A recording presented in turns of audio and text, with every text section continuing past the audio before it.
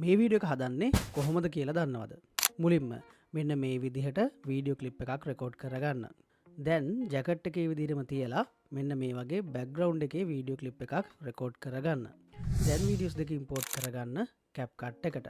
CapCut එකට videos දෙක import කරගෙන මෙන්න මේ ජැකට් එක පල්ලෙහාට දාන වීඩියෝ ක්ලිප් එක සිලෙක්ට් කරලා ඒකේ මෙන්න මේ විදිහට ජැකට් එක පල්ලෙහාට දාන්න ආරම්භ කරන තැනින් මෙන්න මේ වගේ කට් එකක් දාගන්න.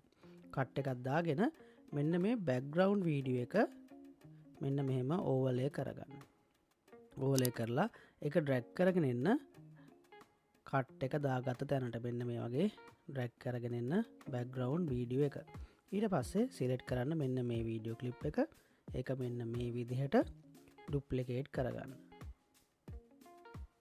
ඩුප්ලිකේට් කරලා ඒ වීඩියෝ ක්ලිප් එක ඕවර්ලේ කරගන්න.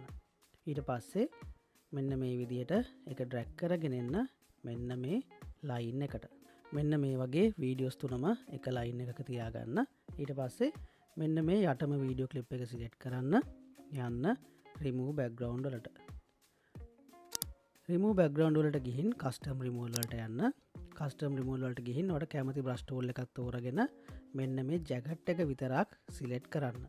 මෙන්න මේ විදිහට ජැකට් එක විතරක් සිලෙක්ට් කරලා background එක remove කරන්න. background එක remove කරලා select කරන්න මෙන්න මේ වීඩියෝ clip එක. select කරලා play head එක මෙන්න මෙහෙම මුලටම අරගෙන එන්න. මුලටම play head එක අරගෙන ඇවිත් යන්න mask වලට. මෙන්න මේ විදිහට mask වලට ගිහින් මෙන්න මේ horizontal කියන mask එක select කරන්න. select කරලා මෙන්න මේ විදිහට mask එක උඩට අරගෙන එන්න. උඩට අරගෙන ඇවිත් ජැකට් එකත් එක්ක මෙන්න මෙහෙම mask එක align කරන්න. ඊට පස්සේ key frame එකක් add කරන්න. ඊට පස්සේ play head එක මෙන්න මෙහෙම ඉස්සරහට අරගෙන එන්න. ඉස්සරහට අරගෙන ඇවිත් තව key frame එකක් add කරන්න.